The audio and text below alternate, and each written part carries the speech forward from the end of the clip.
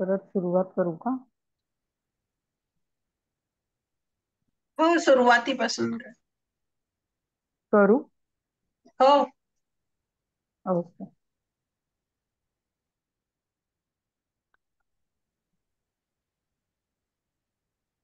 तर ह्या उपक्रमासाठी सरांनी जेव्हा मला विषय निवडायला सांगितला तेव्हा सरांचे $1,000,000 वर्ड्स शरीराकडे लक्ष द्या हे शब्द मनात रुंजी घालत होते. त्यामुळे त्या अनुषंगाने काय संदर्भ ग्रंथात सापडतात ह्याविषयी मी अभ्यास करायला सुरुवात केली. स्क्रीन दिसते का मॅडम? हो, दिसते दिसते. हा. तर आपल्या ज्ञानेंद्रियांसाठी आणि त्यांच्या शुद्धीसाठी विविध उपक्रम या आचार्यांनी सांगितलेले आहेत. तर अंजन, कर्णपुरण, नस्य आणि कवलगंडूष हे वेगवेगळे उपक्रम आपण आपल्या वेगवेगळ्या इंद्रियांसाठी करतो. अंजन म्हणजे डोळ्यात हा, वसल्या मीटिंग काजळ बाबू घालणे. हे म्हणे उद्या पडला बेजिनाकडे. कर्णपुरण म्हणजे कानात तेल टाकणे, नस्य म्हणजे नाकात तेल टाकणे आणि कवलगंडूष म्हणजे तोंडात तेल धरून ठेवणे. आता हे सगळे उपक्रम आपल्या ज्ञानेंद्रियांसाठी आचार्यांनी सांगितलेले आहेत. तर अंजन जेव्हा करतो तेव्हा आपलं संपूर्ण लक्ष डोळ्याकडे असतं. अंजनाचा स्पर्श आपण डोळ्यात अनुभवतो. कर्णपुरण करताना कानात आपण तेलाचा स्पर्श अनुभवतो, त्याची उष्णता अनुभवतो. नस्य करताना नाकात तेलाचा स्पर्श अनुभवतो. कवलगंडूष करताना तोंडामध्ये तेलाचा स्पर्श, त्याची चव, त्याची क्वांटिटी अनुभवतो. तर हे सगळे उपक्रम आपल्या ज्ञानेंद्रियांची शुद्धी करण्यासाठी आचार्यांनी सांगितलेले आहेत. तर हे जेव्हा आपण करतो तेव्हा आपलं संपूर्ण लक्ष आपल्या विविध ज्ञानेंद्रियांकडे असतं आणि हेच आपल्याला यश सर व्हील ऑफ अवेअरनेस मध्ये सांगतात. ते म्हणतात कमिंग टू सेन्स पॉइंट म्हणजे आपल्या ज्ञानेंद्रियांकडे लक्ष द्या. तर मला वाटतं की दिनचर्याची सुरुवात आचार्यांनी आपल्याला आपल्या ज्ञानेंद्रियांकडे लक्ष देण्यासाठी ह्या उपक्रमाद्वारे सुचवली आहे. तर पाचवं जे इंद्रिय आहे आपलं स्पर्शनेंद्रिय, त्यासाठी वेगवेगळे उपक्रम आचार्यांनी सांगितलेले आहेत. जसं अभ्यंग, व्यायाम, मर्दन, उद्वर्तन, स्नान. आता स्पर्शनेंद्रियाची व्याप्ती ही संपूर्ण शरीरावर आणि इतर आपल्या इंद्रियांवर पण आहे. जसं डोळ्यात अंजन घालताना आपण त्याचा स्पर्श अनुभवतो. आपण डोळ्याला हात लावला तर बुबुळाला आपला स्पर्श होतो किंवा एखादा छोटासा धुळीचा कण डोळ्यात गेला तरी आपल्याला त्याची त्याच्या वेदना किंवा स्पर्शाची जाणीव होते. कानामध्ये इन्स्ट्रुमेंट घातलं किंवा कानाच्या पडद्याला त्याचा स्पर्श झाला तर आपल्याला तिथेही स्पर्शाची जाणीव होते. नस्य करताना नाकात तेलाचा स्पर्श होतो किंवा इन्स्ट्रुमेंट जर नाकात घातलं तर तिथे पण स्पर्शाची जाणीव होते. एखादी पुळी नाकात आली तर तिथे आपल्याला वेदना होतात.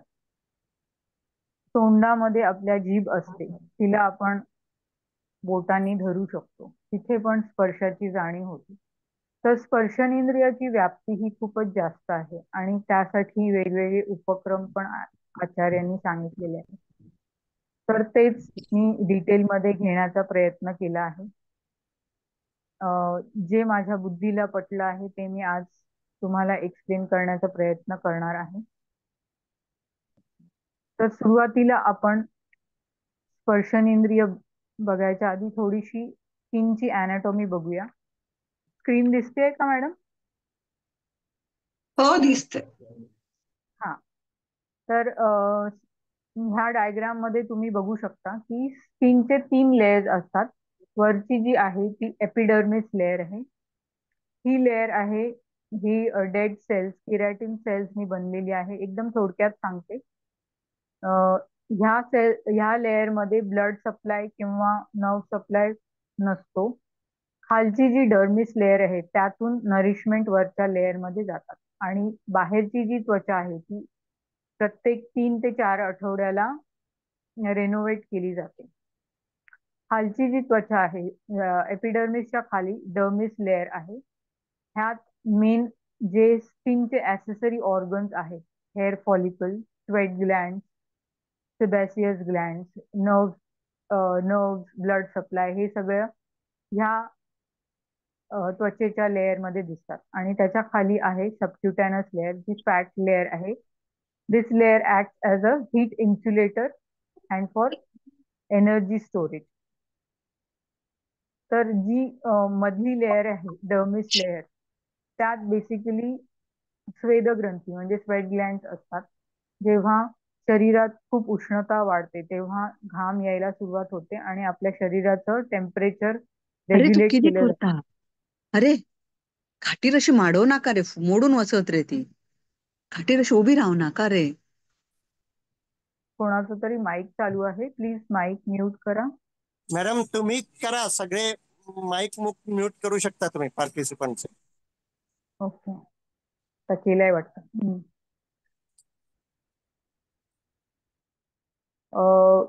सिबॅसियस ग्लँड जे आहेत ते एक ऑइल सारखा चिकट द्रव पदार्थ आपल्या शरीरावर सतत पाठवत असतात. त्यामुळे आपली स्किन ही सतत ऑइली राहते.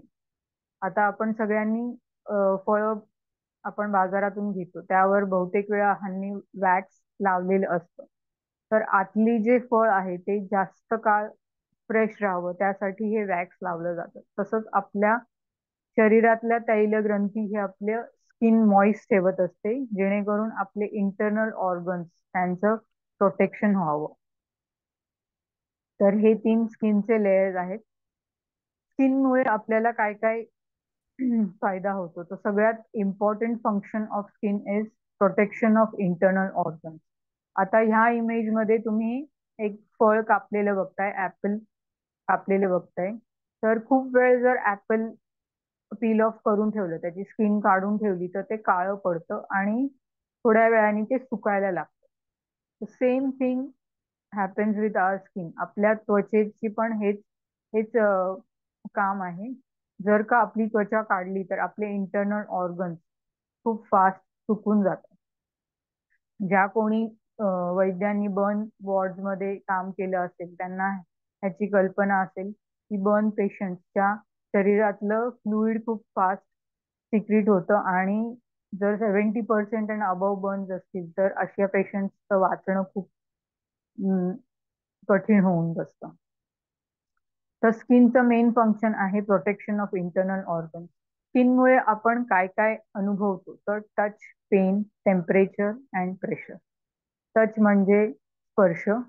एखाद्या गोष्टीचा आपल्याला स्पर्श झाला तर ती लगेच जाणीव आपल्याला होते. पेन, पेन म्हणजे बारीकशी टाचणी आपल्या त्वचेवर टोचली किंवा सुई लागली किंवा एखाद्या शार्प ऑब्जेक्टनी कापलं तर आपल्याला पेन होतं.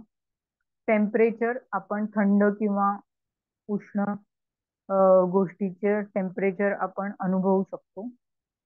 प्रेशर, प्रेशर म्हणजे एखादा गोष्टीचा दाब. एखादी जड वस्तू आपल्या शरीरावर पडली तर त्याचं प्रेशर आपल्या स्किनवर म्हणजे त्वचेवर येतं. किंवा एखादी जड बॅग घेऊन आपण प्रवास करत असतो तेव्हा आपल्याला त्याचं प्रेशर शरीरावर जाणवतं. तर हे थोडक्यात स्किनचे फंक्शन्स आहेत. आता स्किन सगळ्यात महत्वाचा ऑर्गन आहे कारण it is largest organ in the human body. 15% of total body weight आपल्या स्किनचं असतं.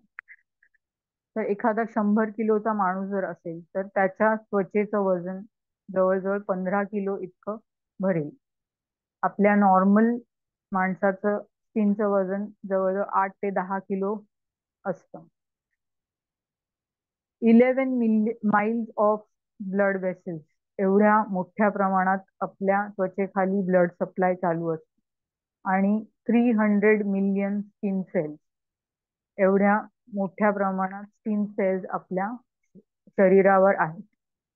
आता स्किन हे सगळ्यात इम्पॉर्टंट ऑर्गन आहे, कारण का जर आपण बघितलं तर प्रत्येक पेशीला स्वतःचा एक मेंदू असतो आणि त्याचं मन असतं. तर जर 300 मिलियन स्किन सेल्स असतील तर 300 million brains are working on our skin. तर ह्यामुळे स्किन हे किती इम्पॉर्टंट ऑर्गन आहे.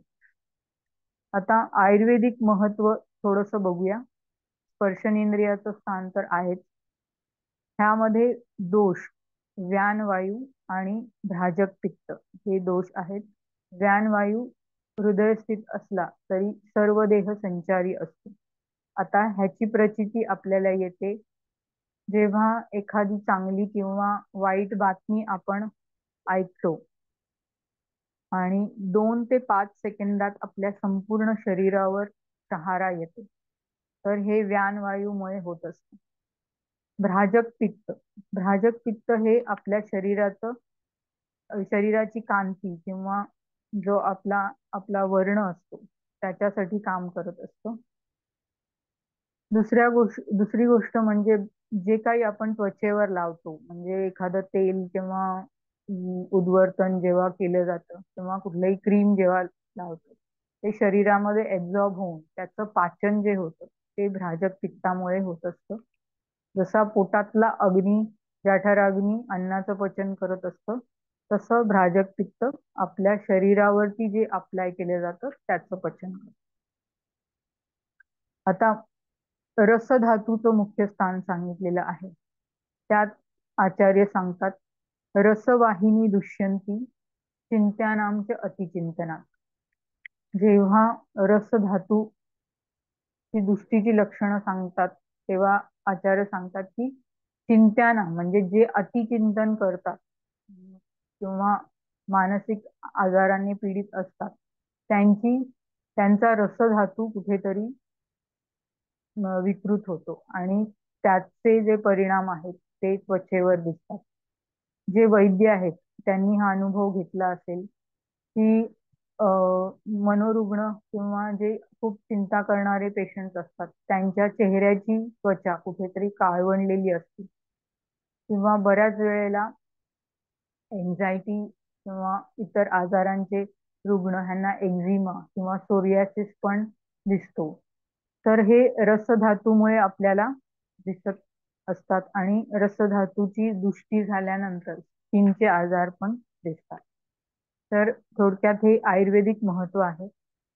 तर आता स्पर्शनेंद्रियांसाठी जे उपक्रम आचार्यांनी सांगितले आहेत, मगाशी मी जसं सांगितलं की व्यायाम, मर्दन, उद्वर्तन, स्नान हे सगळं, ह्याचं थोडस कोरिलेशन मी मॉडर्न बरोबर करून आपल्याला थोडं थोडीशी मेंदूला चालना देते. ह्यात जे काही त्रुटी असतील त्या माझ्या असतील आणि मी सगळ्या वैद्यांना विनंती करीन की at the end of the lecture तुम्ही पण तुमचे इनपुट द्या.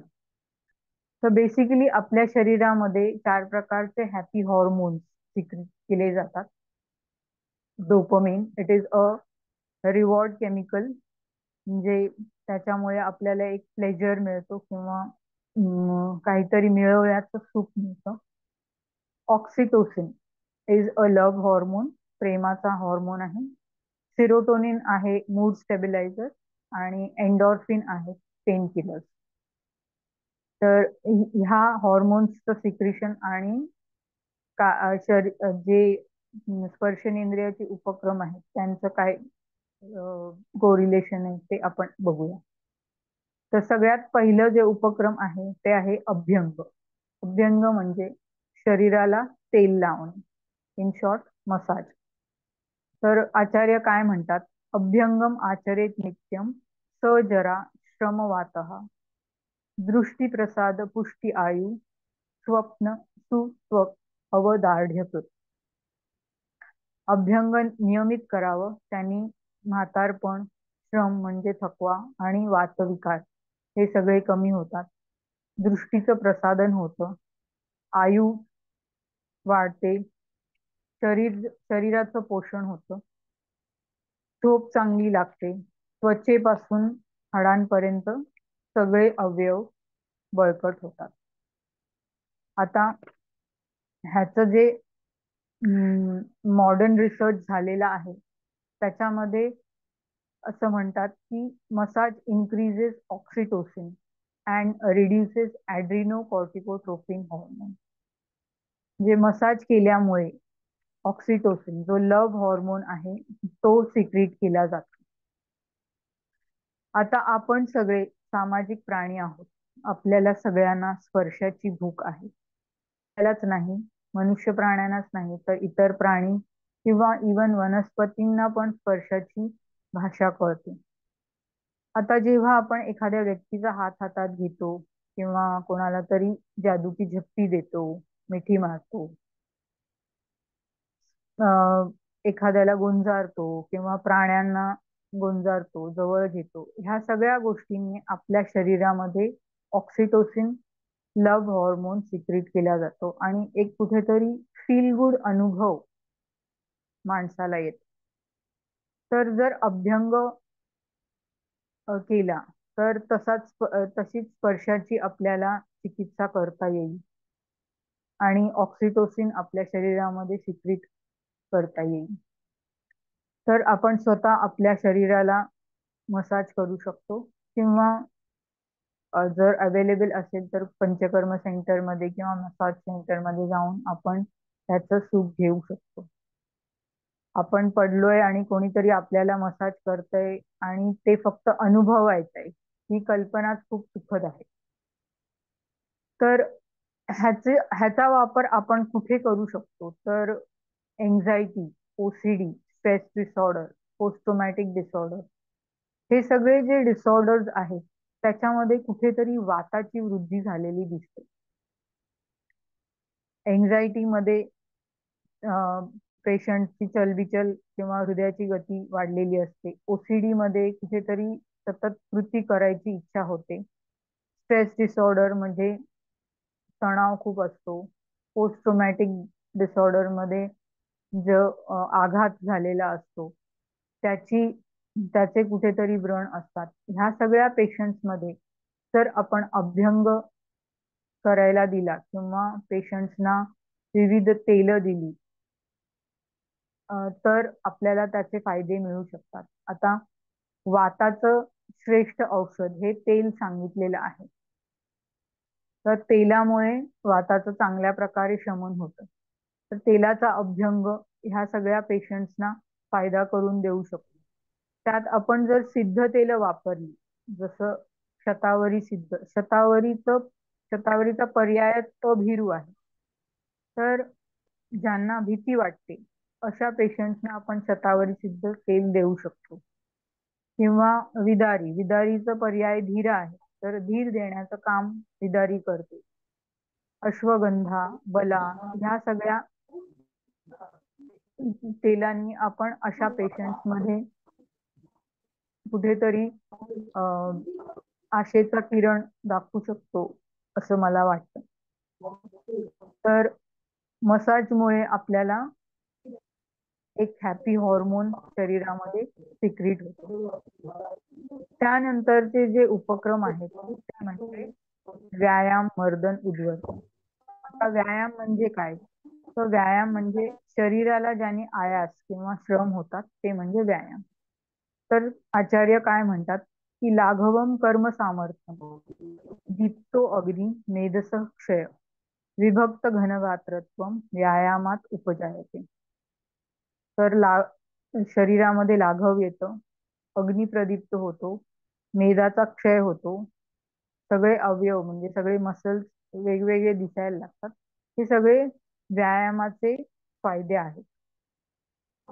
तर व्यायाम केल्याने काय होतं तर खूप वेळ एका जागी बसून राहिल्यामुळे आपल्या शरीरातलं डोपामिन जो केमिकल आहे तो कमी व्हायला लागतो.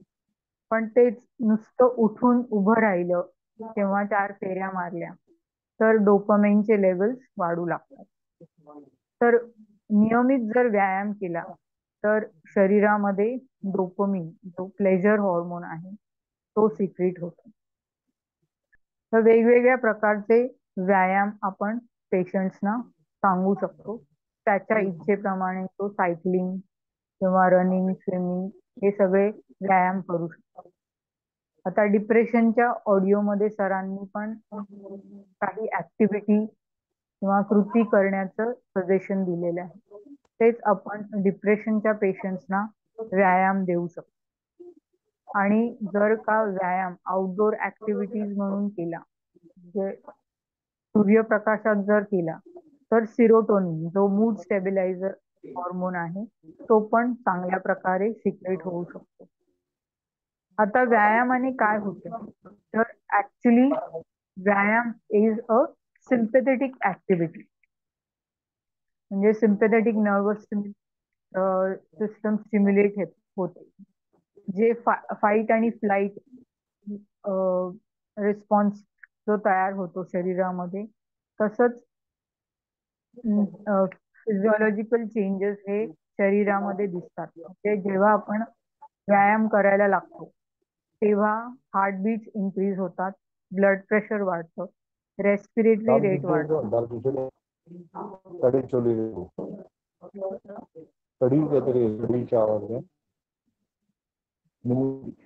हे सगळे हॅलो, प्लीज आपला माईक म्यूट करा.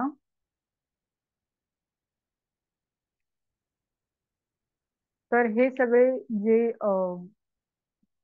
चेंजेस होतात ते basically sympathetic nervous system stimulate झाल्यामुळे होतात. आता जेव्हा एखादी व्यक्ती व्यायाम करायला लागते, त्यानंतर शरीरामध्ये ब्लड प्रेशर वाढू लागतं आणि ब्लड चांगल्या प्रकारे शरीरामध्ये सर्क्युलेट व्हायला लागतं. पण त्याच्याबरोबरच काय होतं, तर हीट जनरेट व्हायला लागते. आणि एका लेवलला जेव्हा मॅक्सिमम हार्ट रेट अचीव होतो, त्यावेळेला ब्रेनला एक सिग्नल पोचतो की आता ह्या पुढे हार्ट रेट वाढू शकत नाही, तर शरीर कूल डाऊन करण्याची गरज आहे. त्यावेळेला मग स्वेटिंग सुरू होतं. म्हणजे शरीरातली त्वचेवरची जी रंध्र आहेत, म्हणजे स्वेट ग्लँड ओपन होतात आणि ते स्वेट बाहेर काढून आतमधली जी हीट आहे ती बाहेर काढण्याची प्रक्रिया सुरू होते. आता ह्याचं एक्झाम्पल द्यायचं झालं तर आपण सगळ्यांनी मातीचा घडा किंवा माठ बघितलेला आहे. आपण जेव्हा त्याच्यात पाणी भरून ठेवतो, थोड्या वेळाने त्या पाण्याचं टेम्परेचर कमी व्हायला लागतं. तर माठाला छोटे छोटे छिद्र असतात, त्यामुळे आतली उष्णता बाहेर फेकली जाते आणि आतलं पाणी हे थंड व्हायला लागतं. तर सेम मेकॅनिझम आपल्या शरीरामध्ये पण होतं. तर शरीरात जेव्हा हीट निर्माण केली जाते तेव्हा एका पॉइंट नंतर स्वेटिंग सुरू होतं आणि शरीरातली हीट बाहेर काढण्याचं मेकॅनिझम सुरू होतं. तर ह्याचा उपयोग आपण अशा पेशंट्समध्ये करून घेऊ शकतो जे पेशंट्स खूप ॲग्रेसिव्ह असतात, ज्यांना राग येतो, किंवा बायपोलर डिसऑर्डर्स मध्ये मेनियक कंडिशन, जेव्हा पेशंट्स खूप व्हायलेंट असतात, अशा पेशंट्सना आपण कुठेतरी एक्सरसाइजची मदत घेऊन त्यांना काही रिलीफ देऊ शकतो का? कारण आयुर्वेदाने सांगितलं आहे, क्रोधात पित्तम, म्हणजे क्रोध आल्यामुळे पित्ताची वृद्धी होते आणि पित्तम तू स्वेद रक्तयोग, म्हणजे पित्त कुठे असतं तर स्वेदात आणि रक्तात. तर अशा पेशंट्सना आपण घाम येईस्तोपर्यंत व्यायाम करायला सांगितला तर कुठेतरी automatically sympathetic nervous system stimulate होईल, जे त्यांना राग आल्यावर होतं, आणि शरीराचं कूलिंग स्वतःहून केलं जाईल. म्हणजे त्यांचा जो राग तो इतर गोष्टींवर काढतायत, तो व्यायाम करून बाहेर काढला तर कुठेतरी अशा पेशंट्सना स्टेबिलिटी आणण्यासाठी आपण त्याचा एक्सरसाइजचा उपयोग करून घेऊ शकतो असं मला वाटतं.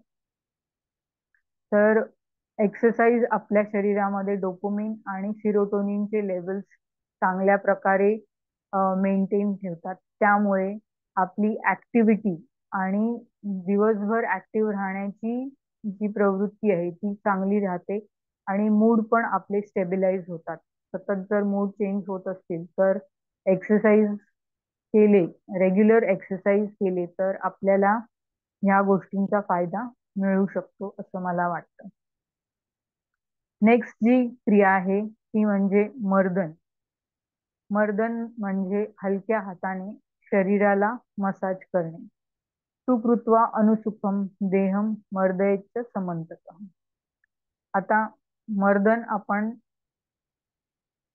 टीव्हीवर वगैरे बघितलं असेल की कुस्तीनंतर लोक म्हणजे जे कुस्तीपटू असतात किंवा जी लोक असतात ती स्वतःला दुसऱ्या लोकांकडून मसाज करून घेतात. तर तो कुस्तीचा जो क्षीण असतो तो घालवण्यासाठी मर्दन करून घेतात. किंवा आपले आजी आजोबा आपल्याला हातपाय दाबून द्या म्हणून असं सांगायचे की. तर जेव्हा आपण हलक्या हाताने शरीरावर दाब देतो आणि मर्दन करतो त्यावेळेला नॅचरल पेन किलर्स जे एन्डॉर्फिन्स आहेत ते सिक्रीट केले जातात आणि त्यामुळे एक पेन रिलीफ होतो. मधल्या काळात सरांनी माइंडफुल मसाजचे सेशन्स घेतले होते. तर ह्याचा फायदा आपण कुठे करून घेऊ शकतो तर क्रॉनिक स्ट्रेस डिसऑर्डर्सचे पेशंट्स जे येतात त्या पेशंट्स मध्ये सतत एक कंप्लेंट असते की अंग दुखत असतं किंवा कोणीतरी मारलंय असं अंग दुखत राहतं. स्पेशली स्त्रियांमध्ये मी बघितलंय की सतत कंप्लेंट करत असतात की अंग दुखत राहतं. तर अशा पेशंट्सना आपण माइंडफुल बॉडी मसाज सांगू शकतो आणि जर का माइंडफुली केला तर एक बॉडी स्कॅन पण होऊ शकतो. त्यामुळे स्पर्शाची चिकित्सा तर होईलच, प्लस ज्या शरीरातल्या वेदना आहेत आणि त्याबरोबर ज्या संवेदना आहेत त्या दोन्हींचं आपल्याला त्यामुळे जास्त चांगल्या प्रकारे आकलन होईल किंवा पेशंटला त्याची सजगता निर्माण होईल आणि मर्दनाचे फायदे अशा पेशंट्समध्ये होऊ शकतात असं मला वाटतं. त्याचबरोबर पेशंट्सना जर आपण सांगितलं की तुम्ही कंपॅशन पण त्याच्याबरोबर एक्सरसाइज करा. जसं प्रत्येक अवयव दाबताना त्या अवयवाला सांगायचं की आय लव्ह यू, तू आहेस म्हणून माझी ही कामं होत आहेत. किंवा हाताचे किंवा पायाचे स्नायू दाबताना पेशंटला सांगायचे की या स्नायूंबद्दल तुम्ही सजग राहा आणि त्यांना धन्यवाद द्या की ते तुमच्या शरीरामध्ये ऍक्ट करतायत म्हणून तुम्ही उभे आहात किंवा ही कामं करताय. आणि अशा प्रकारे माइंडफुल बॉडी मसाज हा पेशंट्सना खूप उपयोगी, क्रॉनिक स्ट्रेस डिसऑर्डर्सच्या पेशंट्सना खूप उपयोगी पडू शकतो. नेक्स्ट जे सांगितलं आहे ते उद्वर्तन. उद्वर्तन म्हणजे ड्राय पावडर मसाज किंवा थोडक्यात उठणे शरीराला लावणे. तर उद्वर्तनम कफहरम मेदसह प्रविलापनम स्थिरीकरणम अंगानाम त्वक प्रसादकरम करणे. उद्वर्तनाने काय होतं तर कफ आणि मेदाचं विलयन होतं, अंगाचं स्थिरीकरण होतं, त्वचेचं प्रसादन होतं, त्वचेचा वर्ण सुधारतो. आता ह्या सगळ्या ऍक्टिव्हिटीज दिवाळी पुरत्याच मर्यादित राहिलेल्या आहेत. पण जर का उद्वर्तन केलं तर परत जे एन्डॉर्फिन्स आहेत ते त्वचेखाली सिक्रीट होतील आणि कुठेतरी पेन रिलीफ होऊ शकतो. आता बेसिकली कफ आणि मेद हर सांगितले आहे. तर डिप्रेशनचे जे पेशंट्स असतात त्यांच्यामध्ये आपण बघतो की तमोगुण हा खूप वाढलेला असतो आणि एक कंटाळा सर्व शरीर व्यापी दिसतो. तर अशा पेशंट्सना जी मेद्य द्रव्य आहेत किंवा बेसिकली त्वचेचं उद्वर्तन जर आपण सांगितलं तर कुठेतरी अशा पेशंट्समध्ये फायदा होऊ शकतो. कारण वचा ही प्रमाथी द्रव्य आहे. प्रमाथी म्हणजे दोषांना घुसळून काढणारी. किंवा वचा हरिद्रादी गणामध्ये जे द्रव्य सांगितले आहेत आचार्यांनी, वचा, नागरमोथा, देवदारू, सुंठ, अतिविषा, हरिद्रा, दारू हरिद्रा, ह्या सगळ्या द्रव्यांनी जर उद्वर्तन केलं तर कुठेतरी तमोगुणाचा अभाव होऊ शकतो. आणि उन्मद अपस्मारामध्ये पण बऱ्याच ठिकाणी वचेचा उल्लेख आलेला आहे. त्यामुळे उद्वर्तनाने आपल्याला ह्या डिप्रेशनच्या पेशंट्समध्ये थोडा फायदा मिळू शकतो असं मला वाटतं. तर व्यायाम, मर्दन, उद्वर्तन ह्या क्रिया केल्या तर बऱ्याचशा मेंटल डिसऑर्डर्समध्ये फायदा होऊ शकतो. त्यानंतर जे सांगितलेलं आहे ते म्हणजे स्नान. स्नान म्हणजे अंघोळ. आता जी नित्य आपण करत असतो तर त्याचे गुण सांगितले. दीपनम वृक्षम आयुष्यम, स्नानम ऊर्जा बलप्रदम, कंडूमल श्रम स्वेद, तंद्रा तृप दाह पापनज.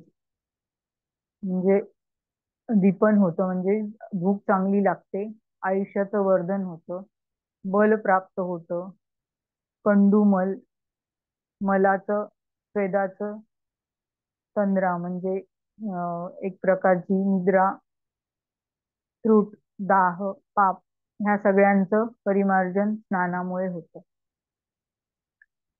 आता स्नान आत्ता जे आपण करतोय ते म्हणजे घरामध्ये शॉवर खाली किंवा बकेटमध्ये पाणी घेऊन करतो.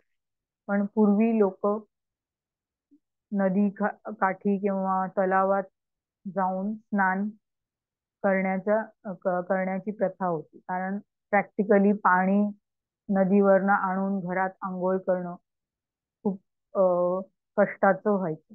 त्यामुळे सगळेच स्त्रिया आणि पुरुष सगळेच नदीवर किंवा तलावात जाऊन स्नान करायचे. रिसेंटलीच आपण महास्नान ह्याच्या कुंभमेळ्यामध्ये आपण ह्याची सगळ्यांनी प्रचिती घेतली आहे. तर हा मेगा स्नान सोहळा आपण सगळ्यांनी बघितला आहे. तर स्नानामुळे हे सगळे फायदे तर आपल्याला होतातच. पण बकेटमध्ये पाणी घेऊन जे स्नान करतो त्यापेक्षा पाण्यात डुंबून जे स्नान करतो त्याचे वेगळे फायदे आता रिसर्च मध्ये अवेलेबल आहेत. तुम्ही रिसर्च पेपर वाचू शकता त्याच्यामध्ये. तर पाण्यात आपण बसलो आणि त्यामुळे जर त्या प्रकारचं स्नान जर आपण केलं तर त्यांनी काय होतं, तर जेव्हा आपण पाण्यात बसतो त्यावेळेला आपल्या शरीराची रंध्र बंद होतात आणि त्वचेचा अगदी पोटाकडे वळवला जातो आणि भूक चांगली लागते.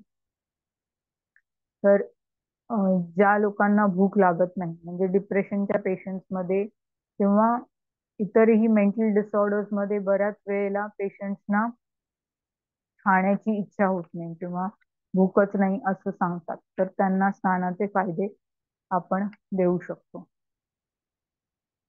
तर स्नानाचं बेसिकली जे इम्पॉर्टन्स मला सांगावंसं वाटतंय ते म्हणजे आचार्य चरकांनी चरक सूत्रस्थान 25 अग्रसंग्रहणीय अध्यायामध्ये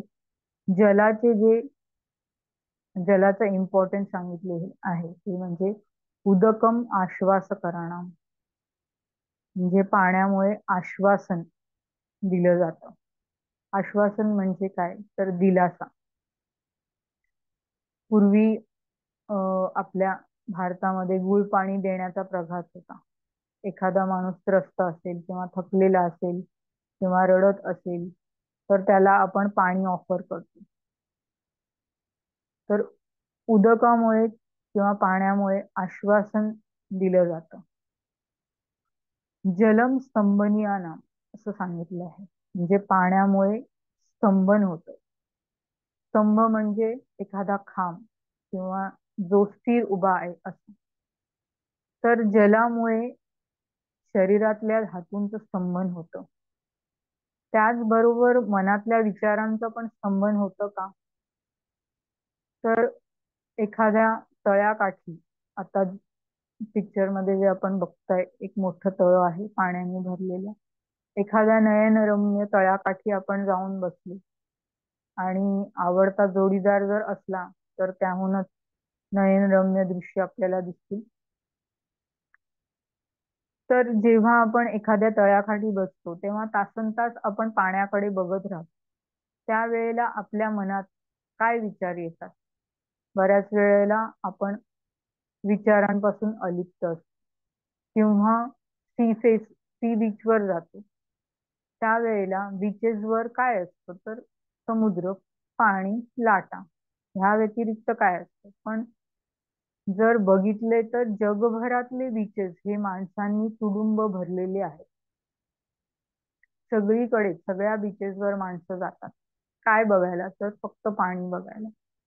तर मला वाटतं की उदकामुळे किंवा पाण्यामुळे आपल्याला एक आश्वासन किंवा दिलासा मिळतो आणि शरीरातल्या धातूंबरोबर मनातल्या विचारांचाही संबंध होतो आणि स्नानामुळे श्रमाचं हरण पण होतं. तर हे उपक्रम आचार्यांनी जे त्वचेसाठी सांगितलेले आहेत ते स्पर्शनेंद्रियासाठी विशेष उपक्रम आहेत असं मला वाटतं. तर हे करताना जर स्नान आपण मेकॅनिकली न करता, सर जसं सांगतात की सजग कृती करा, तर प्रत्येक अवयवाला साबण लावताना आपण त्याकडे लक्ष दिलं तर आपली एक सजग कृती पण होईल आणि आपण आपल्या इंद्रियांकडे पण लक्ष देऊ. इंद्रियांची शुद्धी पण होईल आणि त्यांची सजगता पण वाढेल. तर शरीराचं अस्तित्व आणि मनाचं अस्तित्व काय आहे? तर मनाचं अस्तित्व सेपरेट नाही आहे, शरीरामध्येच आहे. तर शरीर जर आपलं एक पात्र आहे आणि मन त्यातलं पाणी, तर जेव्हा शरीर अशुद्ध होतं तेव्हा ते पाणी पण अशुद्ध म्हणजे मन पण अशुद्ध होणार आहे. तर शरीराची शुद्धी ही सगळ्या प्रकारे जर आपण केली तर मनाची शुद्धी पण होईल. आता आचार्यांनी उन्माद अपस्मार ह्या अध्यायांमध्ये सगळ्यात प्रथम उपक्रम हे वमन विरेचन सांगितलेलं आहे. ते म्हणतात शुद्ध देहस्य प्रसादात लभते मना. म्हणजे जेव्हा शरीराची शुद्धी केली जाते तेव्हा आपोआप मनाची शुद्धी पण होते. त्यामुळे शरीराची शुद्धी ही खूपच गरजेची आहे. आणि त्यानंतर जेव्हा एखाद्या पेशंटला आपल्याला उपचार सुरू करायचे असतील तर आधी शरीराची शुद्धी करून घ्यावी आणि नंतर मग हे अंजन व्यायाम, उद्वर्तन व्यायाम, अभ्यंग हे सगळे गोष्टी आचार्यांनी आपल्याला सांगितलेल्या आहेत. तर मला असं म्हणायचं हे किंवा मला असं वाटतं की हे सगळे मानसिक आजार जे आता आपण बघतोय ते कधी बरं सुरू झाले?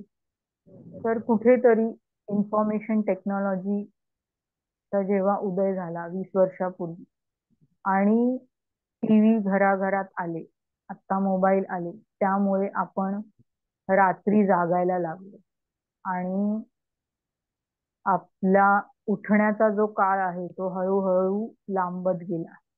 त्यामुळे आता आपण ऑफिसला जायच्या आधी एक अर्धा पाऊण तास आधी उठतो, कशी बशी आंघोळ करतो आणि जातो.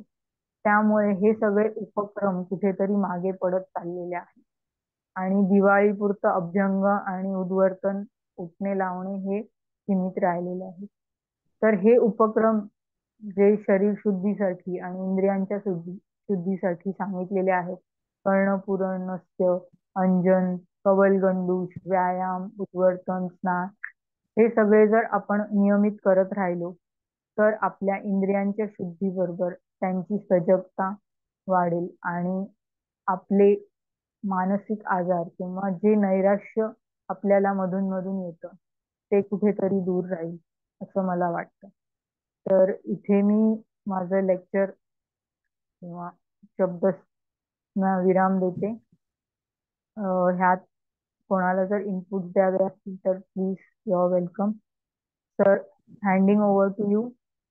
थँक यू व्हेरी मच सगळ्यांना. तुम्ही माझं म्हणणं ऐकून घेतलं त्याबद्दल खूप खूप धन्यवाद. मॅडम, चाची madam. Thank you doctor Tanuja. Thank you sir. प्रश्न विचारायचे असतील तर तुम्ही अनम्यूट करून विचारू शकता. आयुर्वेदाची माहिती नसणारे अनेक जण इथे जॉईन झालेले आहेत आणि त्यांनी कदाचित ओके या सर्व उपक्रमांविषयी प्रथमच ऐकलेलं असू शकतं. Okay okay. तर काही प्रश्न असतील तर आपण घेऊया. अवश्य विचारा.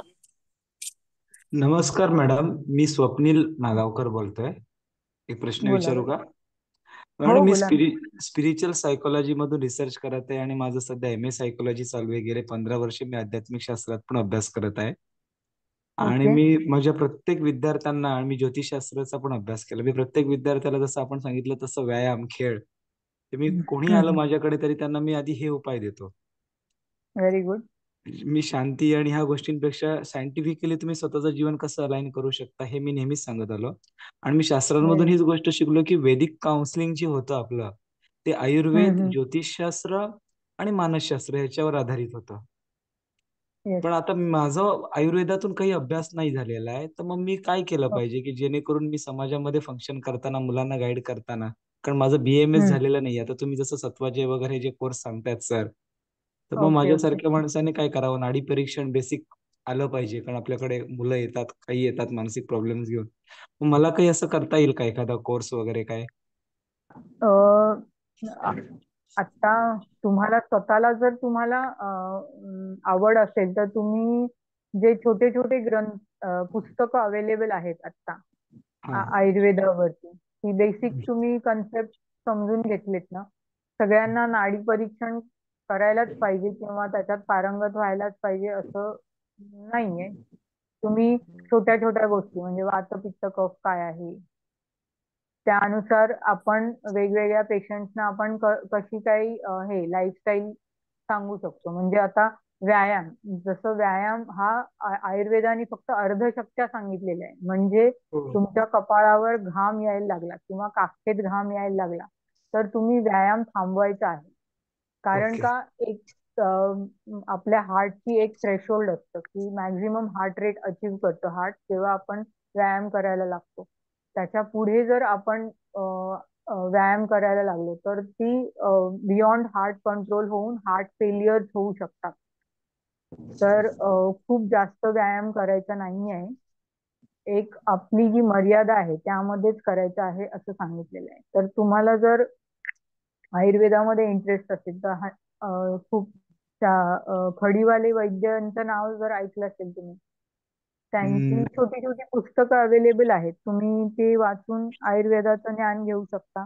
मी वाघभट अंश आहे माझ्याकडे, मी वाचतो ते पुस्तक. हो मग वाचा ना. वाग्भटांनी तर खूपच छान म्हणजे त्यांची जी भाषा आहे आणि त्यांचं सांगण्याचं जे कौशल्य आहे ते म्हणजे चरक आणि सुश्रुतांपेक्षा म्हणजे चरक आणि सुश्रुतांमध्ये खूपच वास्ट सांगितलेलं आहे. त्यापेक्षा वाग्भट खूपच चांगलं आहे. ओके. तुम्ही ते वाचून तुमचं ज्ञान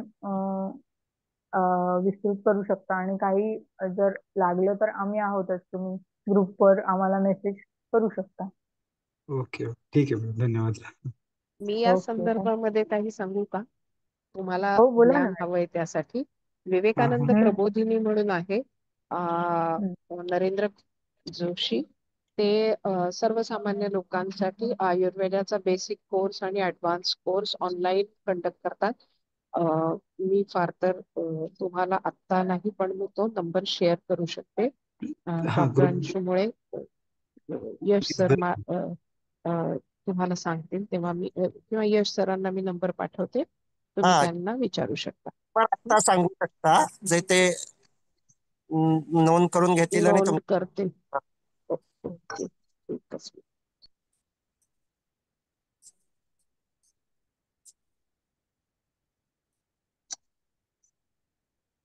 हा, घ्या बरं नंबर. मॅडम. हा, एक मिनिट. सांगा. 98335 जस्ट एक मिनिट.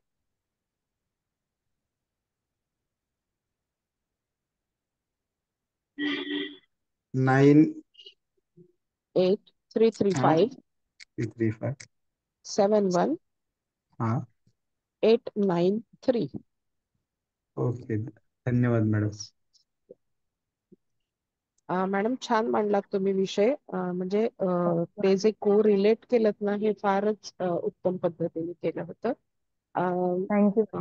मर्दनाच्या बाबतीमध्ये तुम्ही जे सांगितलं होतं त्याच्यामध्ये फक्त मला एक थोडंसं सांगावं असं वाटलं.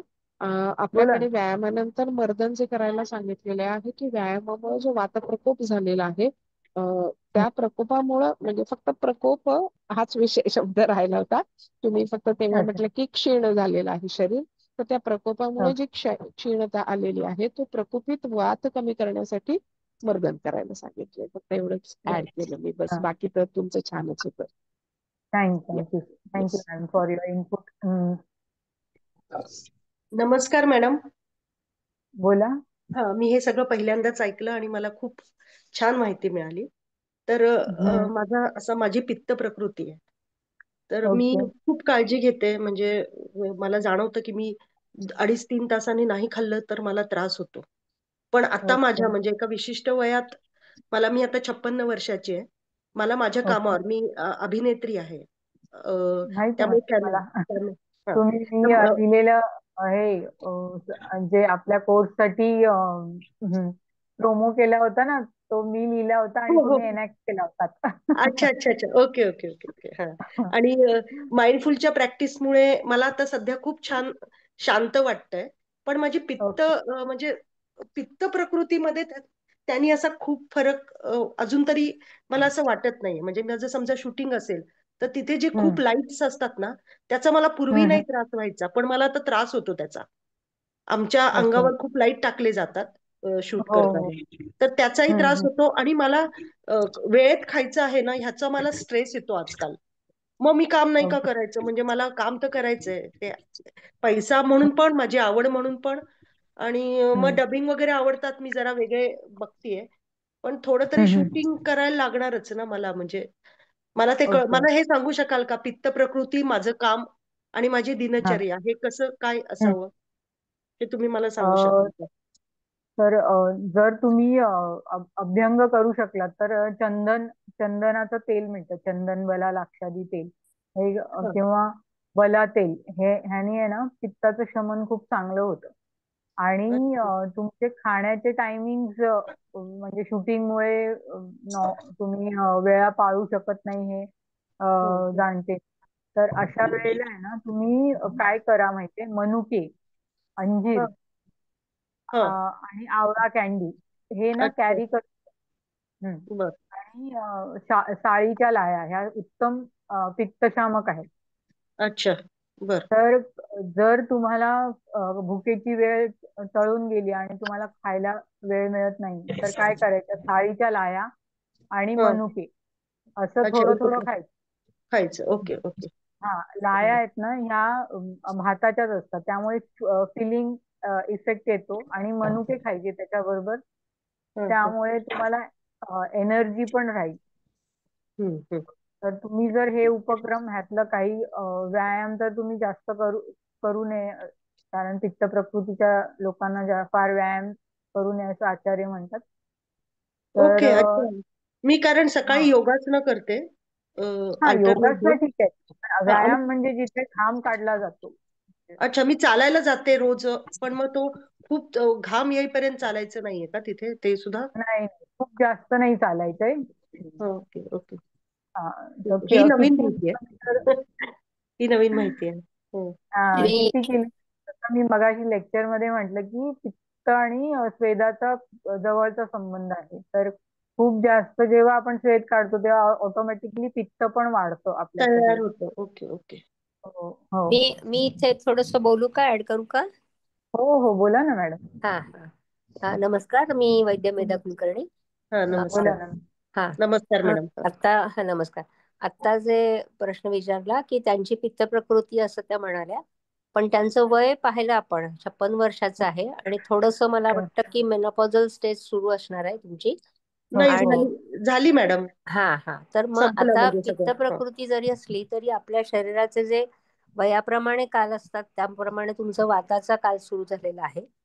त्यामुळे हो पित्त आणि वात असं दोन्हीचं कॉम्बिनेशन त्या ठिकाणी तुमच्या ह्याच्यात तुम्हाला त्रास देत आहे. एक तर तुम्हाला जे लाईट सहन होत नाहीये हो हो तर हो तो हो तो जो असहत्व आहे ते वाताचं पण आहे आणि पित्त हो तुमचं ऑलरेडी तुमचा अधिक काय हो आहे हो त्यामुळे पण आहे. तर या हो दोन्ही गोष्टीसाठी मॅडमनी जसं सांगितलं की सर्वांग अभ्यंग तुम्हाला आठवड्यातनं एकदा जरी करता आला आणि हा बाकी जी तेल सांगितली त्याच्या जोडीला यष्टी तेल म्हणजे ज्येष्ठमध घालून सिद्ध केलेलं तेल असतं ते हा वापरलं तरी तुम्ही त्याचा उपयोग करा.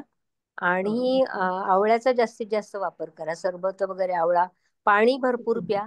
पाणी हा भरपूर म्हणजे पण एक लक्षात ठेवा की तहान लागली तरच पाणी प्यायचं हे एक हा हा पथ्य पाळा आणि भूक लागेल तेव्हा खायचं हे एक असे हे दोन जे बेसिक गोष्टी आहेत त्या हम्म मात्र नक्की करा. आणि जेव्हा हम्म रात्री झोपताना आणि तळपायाला आणि मस्तकाला दोन्ही ठिकाणी तेल थोडस चोळून लावा. साधं हम्म खोबऱ्याचं तेल लावलं तरी चालेल. चालेल त्यानेही बरं. तुमचं हे शांत होईल, पित्त शांत होईल आणि वाताचं पण शमन होईल त्या ठिकाणी. बरं आणि बरं. चालायचं जे म्हणलंय की तुम्ही जे म्हणला की रेग्युलर चालताय तुम्ही तर हा साधारणतः तुम्हाला ती सवय असेल तर फक्त हो उन्हाळ्यामध्ये ते थोडस कमी करा.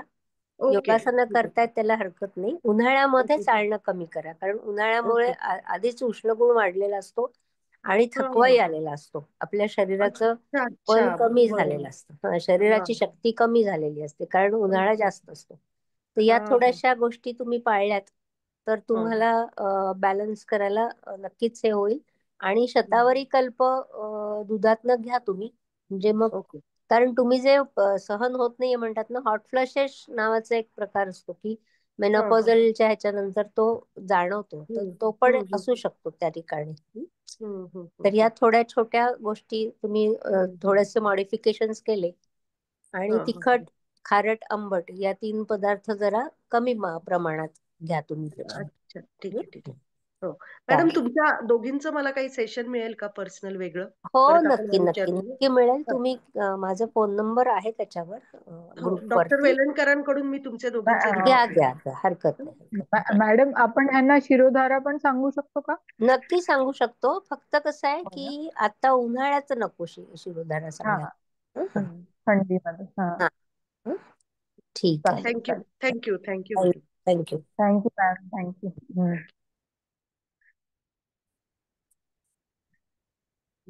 थँक्यू. आणि कोणाला प्रश्न नसतील तर आपण हे सेशन इथे संपूया. फक्त तनुजा हॅलो. कोणाला बोलायचं आहे का? हा सर नमस्कार. विद्या लंके. मला बोलायचं आहे 2 मिनिट. बोलू शकते का मी? चला. हो हो बोला. हॅलो. हा मला हा पॅनिक बोला ना. डिसऑर्डरचा त्रास आहे. 10-12 वर्षापासून मला पॅनिक डिसऑर्डरचा त्रास आहे. पॅनिक अटॅक येतात पण आता मी वेलणकर सरांचा माइंडफुलनेसचा जो कोर्स करते त्यामुळे मला थोडंसं म्हणजे माइंडफुलनेस मेडिटेशन जमतंय थोडंफार. तर अगदी 50% फरक पडला असं सांगायला म्हणता येईल. आणि मी फॅमिली काउन्सिलर आहे पण मला गेल्या 10-15 वर्षापासून ऍसिडिटीचा प्रचंड त्रास आहे. म्हणजे असा एक आठवडाही जात नाही की मी अँटासिडची टॅबलेट घेतलेली नाही. ती मला घ्यावीच लागते. Okay okay. मग आणि माझं वजन पण आता खूप वाढलेलं आहे. लॉकडाऊन नंतर थोडा अँझायटीमुळे वेट गेन झाला असं डॉक्टर म्हणतात. पण मग आता मलाही समजत नाही की वात प्रकृती आहे की पित्त प्रकृती आहे. इथले वैद्य आहेत माझी मैत्रीण तिला दाखवलं होतं की पित्त आणि वात मिक्स प्रकृती आहे तुझी. तर हा ऍसिडिटी कंट्रोलसाठी मी काय करू शकते? म्हणजे आता ॲलोपॅथीचे टॅबलेट कमी प्रमाणात घ्यायची गरज पडावी असं. ओके. एन्झायटी जर असेल तर ऍसिडिटी होण्याची शक्यता 100% वाढते. तर ओके. तर आता माइंडफुलनेसचा तुम्ही अभ्यास करताय आणि ते सेशन्स करताय त्याने तुम्हाला निश्चितच फायदा होईलच. त्याचबरोबर जर तुम्हाला ऍसिडिटी खूपच होतीये तर सगळ्यात पहिले जे आचार्यांनी सांगितलं आहे ते म्हणजे लंघन. कुठल्याही पित्ताचं आपल्याला वाटतं की उपाशी राहिलो तर पित्त वाढेल पण असं नाहीये. तर हो. तर पित्त शमन करण्यासाठी पण लंघनच पहिले आचार्यांनी सांगितले ज्यांना पूर्ण उपाशी राहून लंघन करता येईल त्यांच्यासाठी लंघन 3 दिवस सांगितलेलं आहे. पण प्रॅक्टिकली ते शक्य होत नाही. तर त्यासाठी काय करता येईल, तर आता मी जसं सांगितलं की शाळीच्या लाह्या, भाताच्या ज्या लाह्या असतात त्या कोरड्या हो. खायच्या. हम्म. बर. आता त्याचं हे जर म्हणजे मेकॅनिझम काय होईल, तर जसं रेतीमध्ये पाणी टाकलं तर ते ऍब्झॉर्ब होतं. ओके. तसंच डाळीच्या लाह्या या भाजलेल्या असतात, त्यामुळे त्या जेव्हा आपल्या जठरात जातात तेव्हा ते पित्ताचं शोषण करून घेतात आणि जे एक्स्ट्रा ऍसिड तयार होतं ना त्याचं शोषण केलं जातं. त्यामुळे 3 दिवस फक्त शाळेच्या लाह्या खाऊन राहायचं आणि घोट घोट पाणी प्यायचं. खूप जास्त पाणी एकदम प्यायचं नाही, कारण का जास्त पाणी प्यायलं की परत ते पित्त म्हणजे पित्तद्रव गुणात्मक पण सांगितले तर ते वर येतं, मग ते घशाची जळजळ वगैरे होते. तर तुम्हाला हो. तुम्हाला जर परत खूप हे होत असेल तर शाळेच्या लाह्या 3 दिवस कोरड्या खाऊन बघा आणि कमीत कमी पाणी प्या, बाकी काहीही खायचं नाही. मी पाणी डॉक्टर जास्त पिण्याचा प्रयत्न करते, 4 लिटर पाणी पिते जवळपास. नाही नाही, पाणी जास्त प्यायल्याने पण ऍसिडिटी होते, हे आयुर्वेदाचं मत आहे. खूप जास्त पाणी प्यायचं नाही. हा, मी जेव्हा तहान लागेल विरेचन आणि तेव्हा. बस्ती मी केलेली आहे मागच्या वर्षी. हा, विरेचन बस्ती केली होती मध्ये. हा. हा, पण कसं आहे माहितीये, बेसिकली आपलं जे शरीर आहे ते कशाने बनलेलं आहे, तर आपण जे खातो पितो आणि आचरण करतो त्यानेच आपलं शरीर बनतं. त्यामुळे खाण्याचे एकतर आचार्यांनी आता सांगायला गेलं तर 13 नियम सांगितलेले आहेत आचार्यांनी. कसं खावं, कुठे खावं, काय खावं, कधी खावं, किती प्रमाणात खावं, कोणाबरोबर खावं, आजूबाजूचं वातावरण कसं असेल, ह्या सगळ्या गोष्टींचा इतकं डिटेल मध्ये सांगितलेलं आहे की आपण ते जर नियम पाळले तर आपल्याला आजारच होणार नाही. तर जर खूपच तुम्हाला अँझायटी होते ना, तर साळीच्या लाह्या खा. साळीच्या लाह्या ह्या मेध्य पण सांगितले आहेत, म्हणजे त्या ब्रेनवर पण ऍक्ट करतात. तर तुमचं पित्त पण शमन होईल आणि तुमची अँझायटी पण कमी होईल. बघा, आणि थँक्यू मॅडम. मला कळवू शकता, मी ग्रुपवर आहे, तुम्ही मला पर्सनल मेसेज टाकू शकता. चालेल मॅडम. काय कुलकर्णी मॅडम ना? नाही नीता नाही, कुलकर्णी नाव माझं ना नाव मॅडम आपलं तनुजा. ग्रुपमध्ये? नाही नाही, Tanuja. Tanuja okay okay Tanuja. Okay. हम्म. हा, दा आहे मॅडम, ग्रुपमध्ये आहे. ठीक आहे, चालेल. मी तुमचा नंबर यांच्या ग्रुपवर पाठवतो. ओके हो, ओके, नो चालेल प्रॉब्लेम. चालेल. Thank you sir, thank you thank you. Okay. अजून कोणाचे क्वेरीज आहेत?